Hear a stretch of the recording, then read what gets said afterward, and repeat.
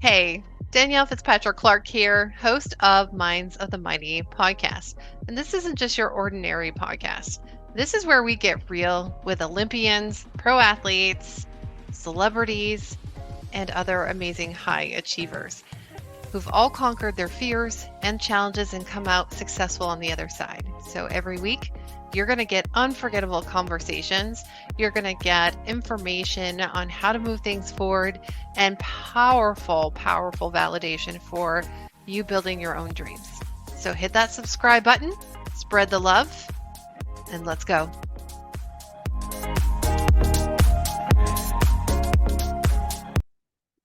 Hey everyone, and welcome back to another episode of Minds of the Mighty podcast. We have an amazing guest, amazing guest. And I have her bio. It's not going to do her justice, but you guys need to listen to the end because then you're going to know just how amazing she is. So we have the beautiful Jenn Drummond here. She is a world record holder, and it's really an interesting story because she had a car accident in 2018 that left her awestruck, and rescue workers couldn't imagine any scenario where she came out of it alive. That's how bad it was, guys. They didn't think she was going to come out of this car accident alive. That's when she realized you don't get to choose when you leave this life, but you can sure choose how you live it. So, this strengthened her awareness to live a more authentic and adventurous way. And we're going to get into that more because this inspired her to climb a mountain for her birthday. Her son raised the stakes by suggesting Mount Everest. So I'm going to stop it there because it gets even more interesting, and I don't want to give all of it at the beginning. So okay, that's a little bit about what you're up to. You're also an author. You have a book coming out. We'll talk about that at the end too. But yeah, Jenn, you're just an incredible woman, and I didn't say this yet, but I'm just going to say it. She has 7 amazing kids, guys.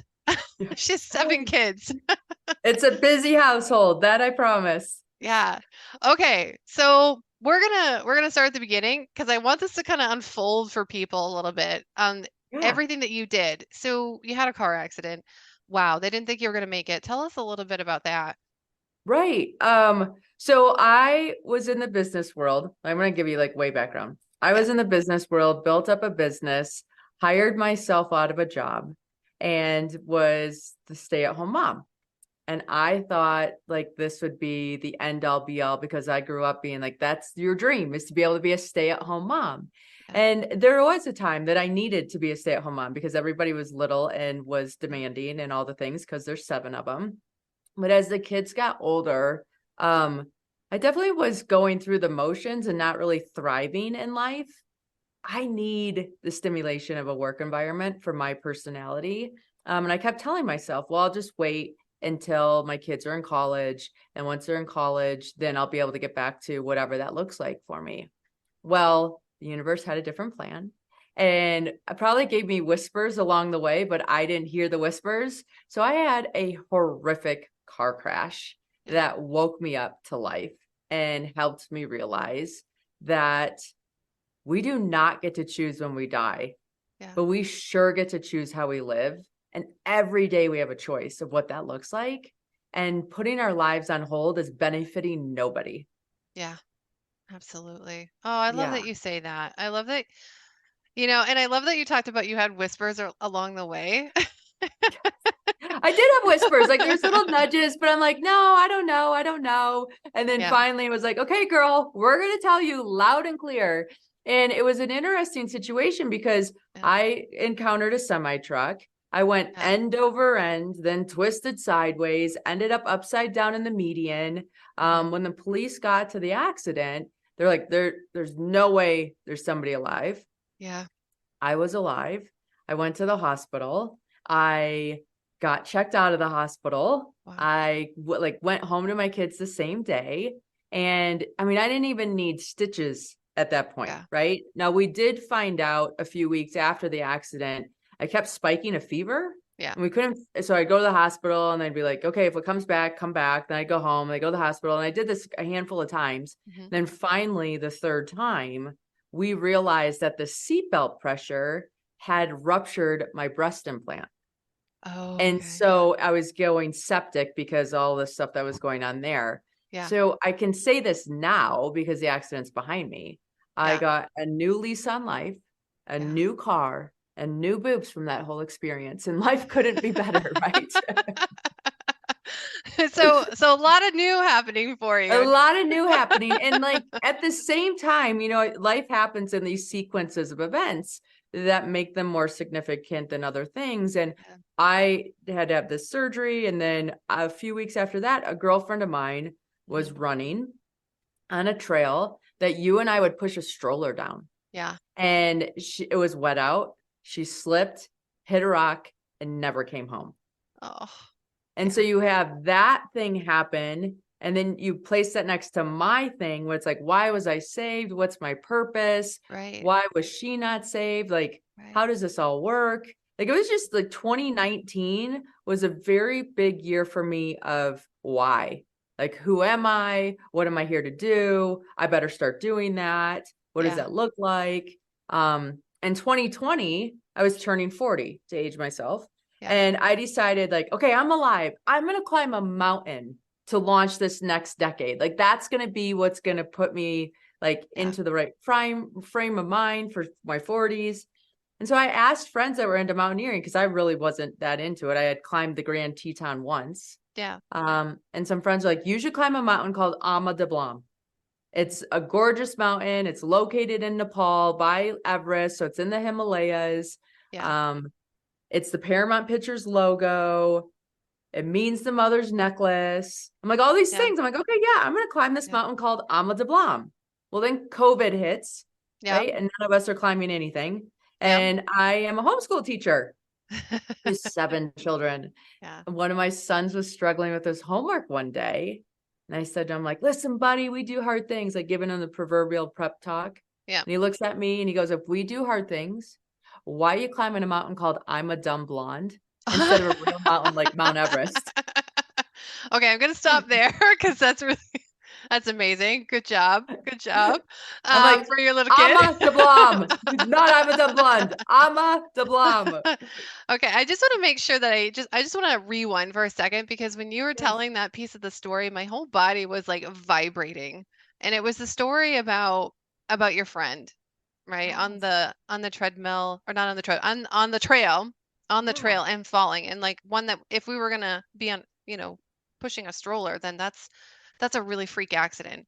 And you having your accident before and just walking away with something that, bursted boobs and you got new boobs and all that stuff. And just and the whispers, right? So the whispers of all of this and then you also said something I thought was really interesting in that you were kind of just going through the motions. And I think there's a lot of people that are doing that right now. So I want to make sure that we really hone in on that point um of that you what you're saying is that you don't get to choose when you leave your life, but you get to choose how you live it. And you had these moments up to this point that are really profound, but you kept pushing it aside. So what do you feel like that looks like for a lot of other people who may be in like I call it the zombification really. We're living like zombies. We're Right. not really um but we're still hearing it because you're obviously you're doing amazing things and big things in the world and you were meant to do those and it took something really big to wake you up into this and so I know that there's other people out here listening to this right now. What would you say to them if they are kind of getting those nudges, those Yeah. So whispers? I think we all kind of suffer from being the boiling frog, right? Like, I mean, I even have to catch myself from doing that at times too, because we're such repetitive creatures, Yeah. habit forming creatures, and like things just kind of sneak into our life. And Yeah. then all of a sudden that's our normal. Like, I mean, I do it sometimes. I noticed the other day, I was going every day to get a coffee. Yeah. That used to be a treat. And now Yeah. all of a sudden it became an everyday thing. I'm like, how did this happen? And Yeah. so I like stopped doing it. And you're like, it's hard to stop, right? Like you're like, wow, you notice the stop. It's not that Yeah. it's just it's an awareness that shows up. Yeah. And so for anybody that's going through the motions today, take a break. Yeah. Just stop. Like, that's the beauty of going on vacation or just going outside and like a long hike for a day or just doing something out of your norm. Yeah. Um, because then it allows you to be conscientious of the choice that you're doing. I mean, Yeah. even if you take a different way to work, all of a Mhm. sudden your brain's not in like the rut that it's always doing. And it's like, oh, look at, I'm looking at things differently, or I'm thinking things differently. And that Yeah. trigger of doing that differently allows you to look at all of your life a little bit differently and say, am I choosing these things? Yeah. Or have I just gotten into the pattern of these things and maybe that's not exactly what I want to be doing? Yeah. Ooh.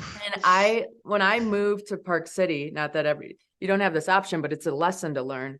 I Mhm. moved to Park City from Michigan in 2015 Mhm. in January. It was the best time of year to move somewhere, Yeah. especially with a personality like mine, because had I moved in the fall, I would have been in all these rooms as the room mom or the soccer coach or all this stuff. Yeah. Well, you move into a town in January, all those roles are filled. Yeah. So all of a sudden, I'm taking kids to school and I have all this free time for myself that I haven't had since I could remember. Yeah. And I got to choose like things I wanted to do each day and blah, blah, blah, blah, blah. And Yeah. it was like one of my happiest times of my life because I was doing life for me instead of for everybody else. Yeah. No joke. By the time I got into the fall season of school of 2015, Yeah. I did all the things I did before to like fill up my entire schedule. And then Mhm. when friends started asking me like, hey, do you want to go do this? Do you want to go do this? I'm like, I can't because I Yeah. committed to these other things. Yeah. I'm the room mom again in 5 classrooms. I'm this, that, and the other thing. And it's so easy for us to get into our habits Yeah. that it's, I think, so empowering to break them and to say no, even if it's first season. Yeah. Just say no. This season, I'm saying no. I know there's like seasons of yeses. Mhm. Like step into this season and no. Yeah. And then I'll see like what you can do with that free time and try not to fill it up and just be intentional about who am I? What do I want to choose? What do I want to be? How do I Yeah. want my life to unfold? And it takes like a disruption to your current pattern. Yeah. I love that. Be curious. Yes, Be curious. curious. Yeah. Exactly. Beautiful. Okay. So we had disruptions and I'm starting to see like everything leading up to the accident and leading up to 2020 and homeschooling and then your son saying, challenging you. He was challenging you, Mount Yeah. Everest. Okay, so let's pick up from there. So we're at Yeah. this So point then where he's saying Mount Everest. yep. And I'm like, finish your homework. We'll look at Everest. So he finishes his homework. We look at Everest. He goes to bed. And then I'm still thinking about Everest. I'm like, Yeah. one life, one chance. Like, Yeah. why not Everest? If my son thinks Everest is the biggest thing ever, Yeah. if I do that, then he knows he can do it too because Yeah. he's my son. Yeah. And so by the end of the week, I had a coach hired to climb Everest and to train for Amma de Blanc. Yeah. And the coach, because I wasn't big into mountaineering, Yeah. had me order a book. And the Mhm. book was about becoming an uphill athlete because obviously you're hiking uphill to climb Everest. And in the front of the book, there was a story of a lady who had gotten a Guinness World Record for doing some feat in the Alps. Yeah. And in a conversation with my coach, I was like, I could have done that. Like, I could suffer. I could have gone across the Alps, got a Guinness World Record, and Yeah. my kids would actually think I'm cool because the cool factor with this homeschooling thing, non-existent, like Yes. none. Like, Yep. I'm not winning at anything here. And he was like, and my coach took that as a challenge. I'm like, okay, cool, whatever. Like, we were kind of like blowing it off. I'm like, I'm not growing pumpkins or speed eating hot dogs. So just a heads up. Yeah. And the conversation was done. Then a Yeah. few weeks later, he calls me back. Let me just say Go one ahead. thing. I just want to point Yeah. this out, guys, for everyone to listen. Jen has a way of surrounding herself with people that challenge her. Yes. It just kind of came in. I'm like, ooh, that's like the third time I've heard that they said that was a challenge. So they set a challenge for you. So beautifully done. Okay, go ahead. Yeah. And I'm a challenge person. Like I Yeah. have challenges that I build for myself that I Yeah. let others participate in. Like we have a parenting challenge coming up and I have an intention challenge. And that's what holds me accountable and gets me going. Yeah. So anyways, my coach calls me back and he's like, Jen, I have the perfect record for you. Hmm. I'm like, okay, kind of forgetting the conversation. He's like, I think you should be the first female to climb the 7-second summits. I'm like, okay, Well, I don't even know what those are. Like, what are you yeah. talking about? And he's like, Yeah. okay, well, listen. He goes, it's only been done by one male.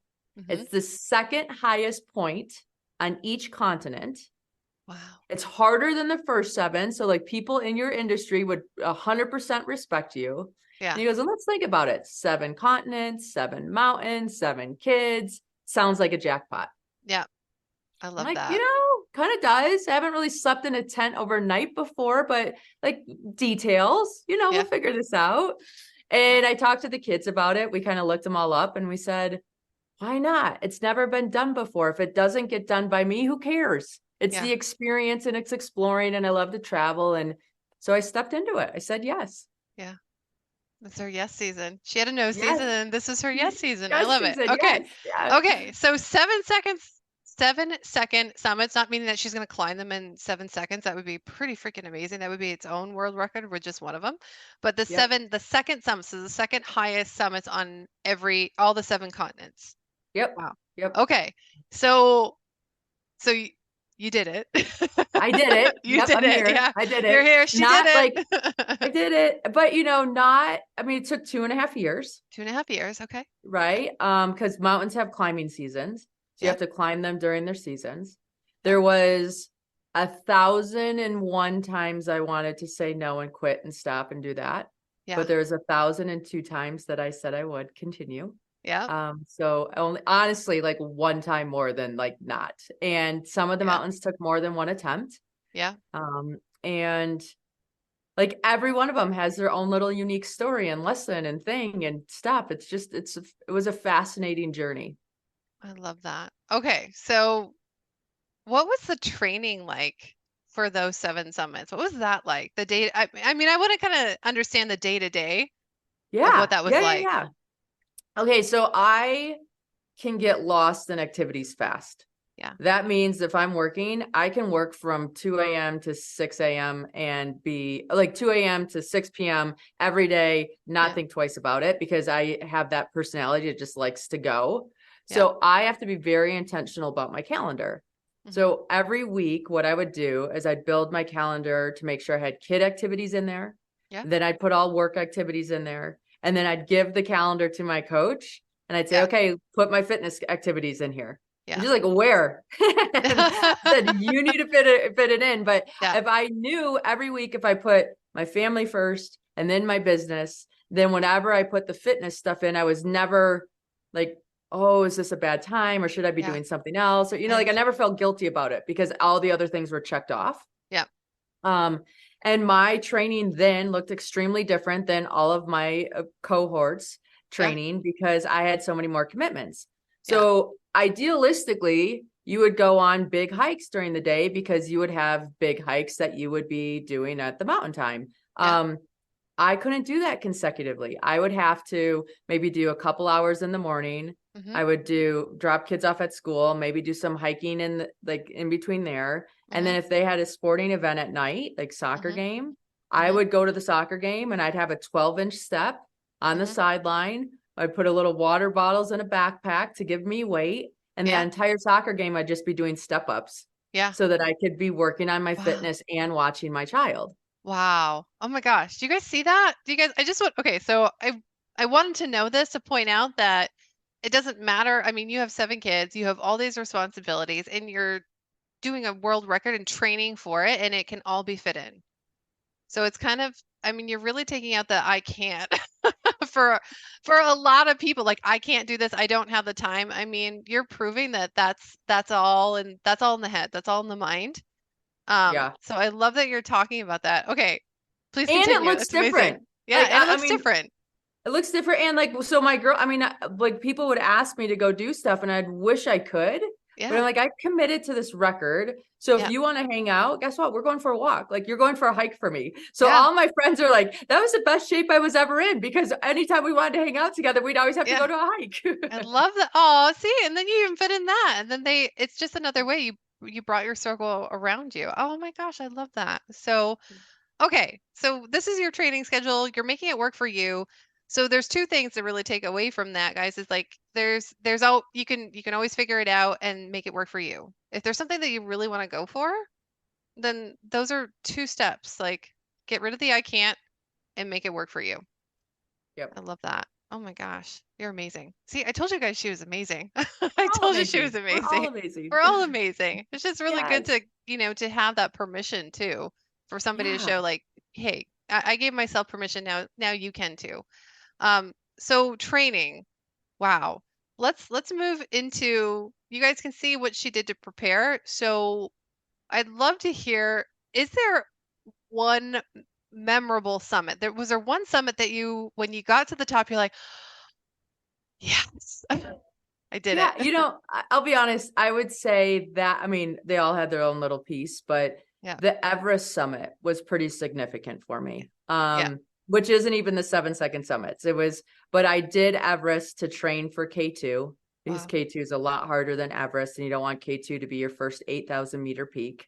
Yeah. Um, and the reason why Everest was so significant was that's the longest I'd ever been away from home. Yeah. Right? Like I have these 7 kids. I've never been away that long, blah, blah, blah, blah, blah. My story was I can't go. They're going to be like, this is terrible. All Yeah. the noise that Yeah. everybody was saying. I'm like, yeah, you're right. You're right. So I talked to my kids. We had big conversations about it. We went on a big spring break together before I left for Everest. So we had those memories. Because Yeah. in the back of my mind, I'm like, if I die, I don't know why I thought I was going to die in Everest, but because it's one of the safest mountains I've climbed. Yeah. But I didn't know. Like my brain was telling me, like if I die, like these, I'm never going to see him again. We need to make all these moments so special. Yeah. Um, I went to the kids' school and I told the teachers, I'm like, hey, listen, I'm going to be gone for 3 to 4 weeks doing the climb Yeah. of Everest. I've never been gone this long. My mom's coming to stay. The nanny's here. But can Yeah. you just give the kids a little bit more grace? Oh, During this time, because I don't know. I don't know how they're going to be. yeah. And the teachers are like, of course, this is, whatever. This is amazing. And Yeah. they actually came up with this idea of going into the classrooms Uh-huh. and talking about setting your Everest goal Mm-hmm. and doing like a little goal setting campaign with the school. I So love then that. all these kids had hikers in the hallway with a little flag that said, here's what my Everest goal is. Yeah. And I had a tracking device on me while I climbed Everest. Yeah. So in the front of the school, they made this big mountain and then they had a little hiker. And Uh-huh. every day they would move me based on where I was on the mountain. So all the kids could follow along. Yeah. I could call from base camp because believe it or not, there's Zoom or there's Wi-Fi. So I could Yeah. Zoom into the classrooms. I could answer questions the kids had, like, Yeah. where do you eat? Where do you go to the bathroom? All that kind of stuff that kid asks. Yeah. And so my kids were totally supported and loved on because everybody knew what their mom was doing. Everybody cared. Everybody was aware. And so Mm-hmm. when I climbed that mountain and I stood on top, it Yeah. wasn't me. It was our entire community that was on top of Yeah. that mountain. And I just knew like all those little kids were watching Yeah. and I wanted them to believe in their dreams like so much that it was so significant for me. Yeah. And it really taught me the lesson of it's fun to wave your flag at the summits, right? Yeah. Because you're like, hey, I'm here. I made the flag, blah, blah, blah, blah, blah. Yeah. It's hard to wave our flags when we're Mm-hmm. in hard times or when we're not at the top of the mountain or when we have Yeah. to go back to base camp because we're not feeling good or all these different things. Yeah. But we need to wave our flag the entire time during our lives Yeah. because it shows the world, here's where I am, Yeah. here's what I need, and here's how I can help. Yeah. Oh, And when you have all of that available, then you can be provided for. And so the school wanted to do a campaign on goal setting. Perfect. I was setting a huge goal. I was a perfect person to do that. So I was able to help them. yeah. They were able to help me to make sure my kids felt seen and loved and cared for while I was gone. And so Yeah. that synergy formed because I voiced a concern and a problem that I had. Mm-hmm. And then people were able to step up and help.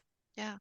That's what I like to call the triple win. So you found a triple win in all of this, and it really always does start kind of with a challenge or a problem, and then people can come together for the solution. So I love that. I love how you put that in like something beyond business. I usually put it in business, but this is like a real life scenario, guys, where Jen, she voiced it. She asked for support, and not only did she get the support, but she was actually supporting hundreds, if not thousands of people alongside her as well. And so that's huge. That's huge. I love that. Okay, so I can see why that's a significant one for you.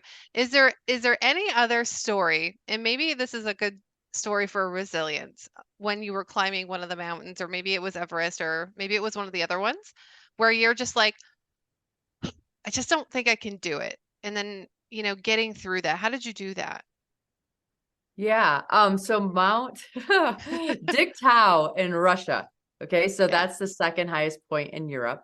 Yeah. I went to it in September of 2021, and this was a technical climb. So you had to have technical gear, which meant you wanted to have dexterity. So, for example, I ordered 15 pairs of gloves, Hmm. tried on every pair of gloves, mailed back 14 pairs, and kept the one pair Yeah. that I took with me. I fly from Salt Lake City to Amsterdam, and then I'm Hmm. supposed to go from Amsterdam to Moscow.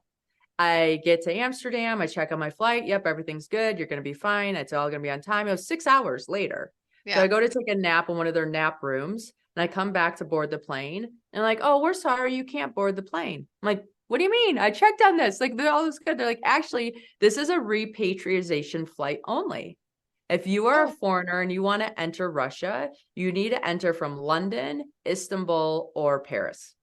I'm like, well, how did I get booked on this flight then? Like, I don't even Yeah. understand. So then I got rerouted through Paris to get to Moscow, and Uh-huh. they lost my bags, of Ugh. course. So Yeah. I land in Russia. Hmm. My bags are nowhere to be found. Yeah. And when you climb mountains, like weather matters, weather Yeah. is significant. And so Yeah. the guides were at the airport and they're like, hey, listen, we need to go now or we're not going to climb. Oh, And wow. I'm like, okay, well, my bags aren't here. They're like, yeah, we'll have to go to the rental store and rent gear. Okay. I'm like, okay. Um, so I go to the rental store. Like, I'm not the size of any normal human. Okay.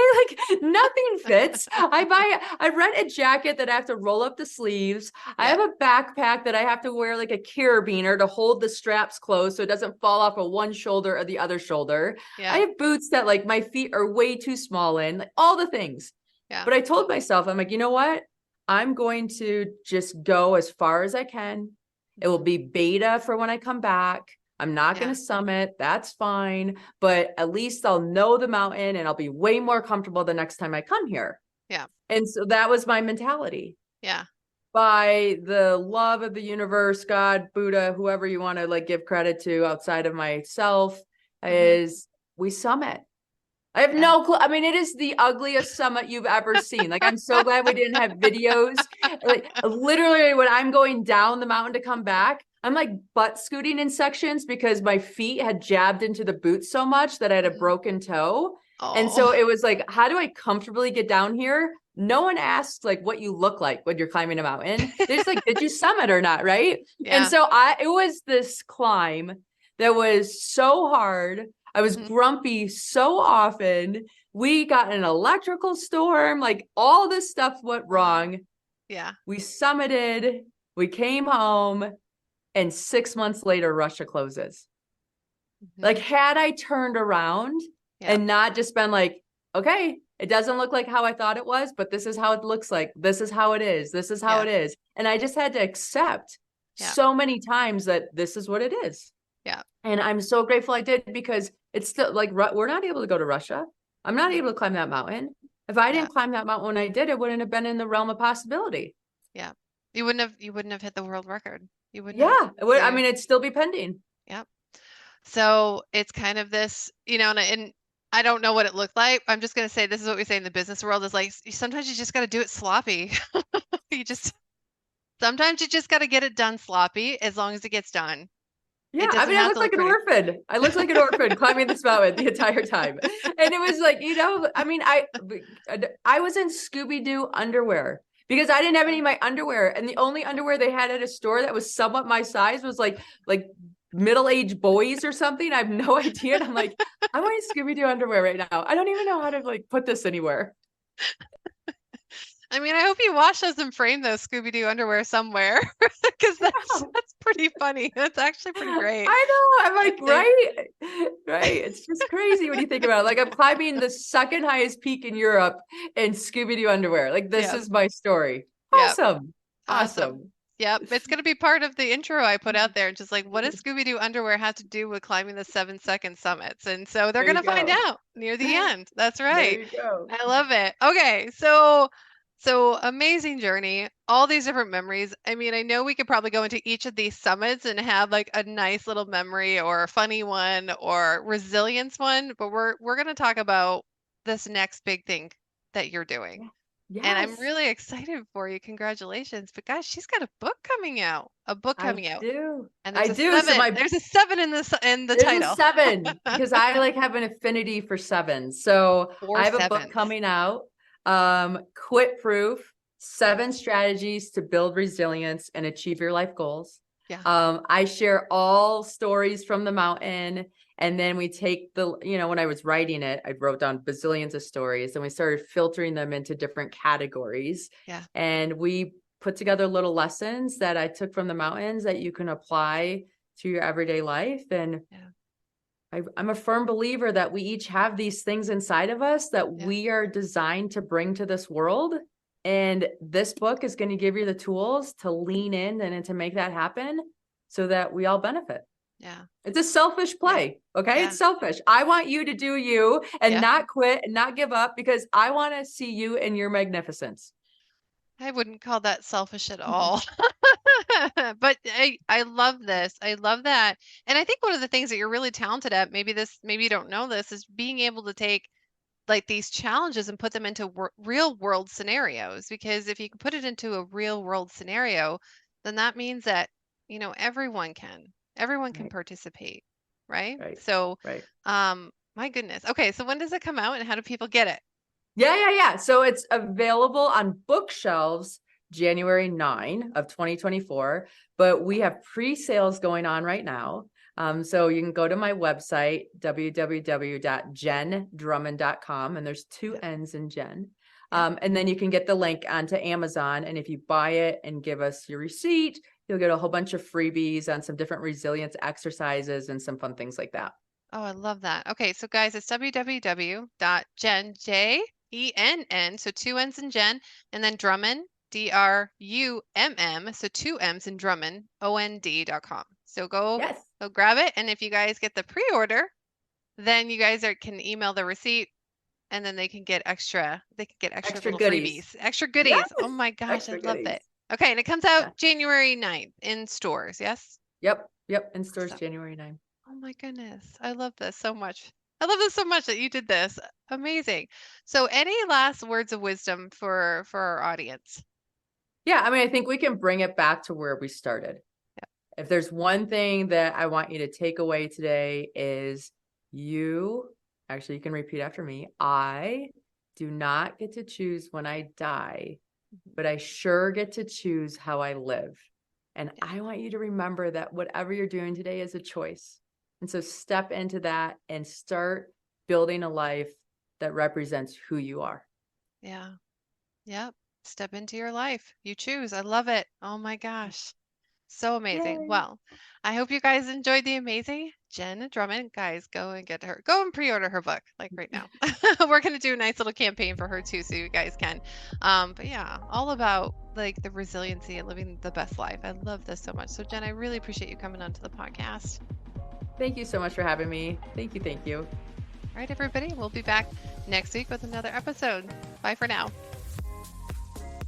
Hey everyone, thank you so much for joining us on another episode of Minds of the Mighty podcast. And today we had Jenn Drummond, and she was incredible, wasn't she? So if you guys want to learn more about Jenn, if you guys want to check out her book, which is set to launch January 9th, you guys can go over to the show notes page. And the show notes page is a bit.ly. So it's a bit.ly, bit.ly/MOTM-Jenn, Jenn. So that's the bit.ly